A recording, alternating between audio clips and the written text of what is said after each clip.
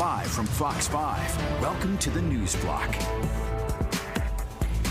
We are following breaking news as we come on the air. Hurricane Melissa slams into Jamaica as a Cat 5 hurricane. We'll have the very latest on the path of the storm. Good afternoon. I'm Sharon Crowley. Thanks so much for joining us this afternoon on the News Block. Jamaica's Prime Minister saying today there is no infrastructure on the island that could withstand a hurricane of this magnitude. Live pictures now of the island. Melissa is one of the strongest Atlantic hurricanes in history.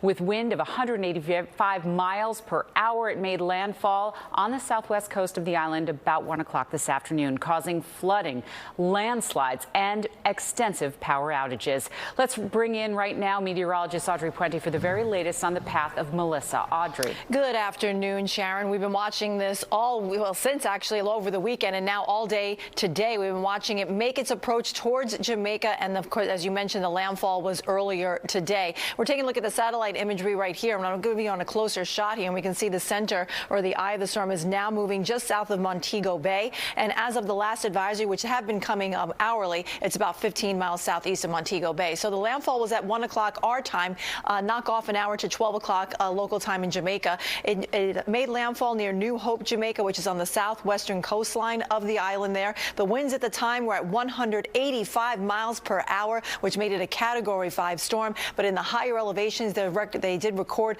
250 mile per hour gusts at some of the higher elevations in some of the mountains found in Jamaica. Pressure was very low, 892 millibars, which actually ties it for one of the strongest storms on the record books here. But right now, as of the 4 o'clock advisory, its winds are now at 150 miles per hour. We'll talk more about the track and where it's headed next coming up.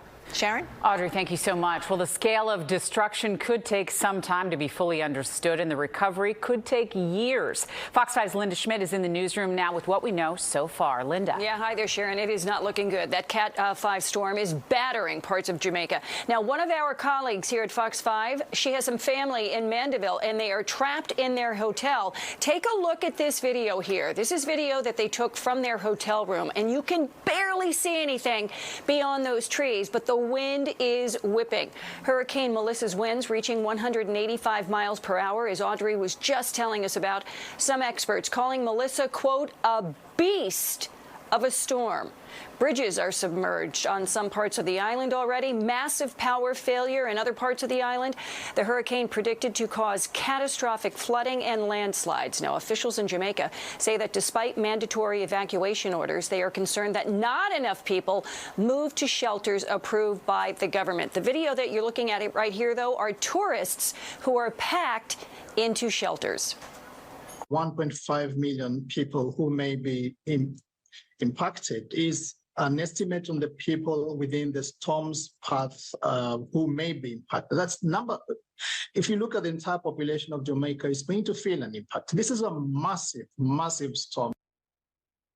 As well, forecasters say that by tonight, Melissa will have crossed Jamaica and will be approaching Cuba, where evacuation orders have been in effect now for days. Sharon, back upstairs to you. All right, Linda, thanks for following that for us. Well, ahead of the storm, Jamaica's government said it would be prepared for potential rescues as soon as the worst is over, with boats and helicopters, any means necessary. These are live pictures you're looking at right now of Jamaica. And joining us now for more on what's going on in the storm is Simone Clark-Cooper. She's one of TV Jamaica, host of Smile Jamaica. I was going to say Smile America, Smile Jamaica, and she's joining us from the island's capital city of Kingston this afternoon.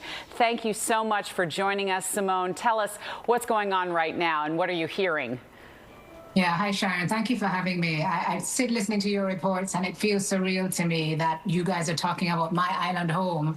But that is exactly what's happening at this point in time. I join you from capital city Kingston. We are very far from where the hurricane made landfall. You'd mentioned, and your team mentioned, that happened on the southwest of the island. We're in Kingston City, we're in the east. And I must tell you, the winds outside are nothing short of scary. Rattling my windows, they're howling, and there has been rain nonstop.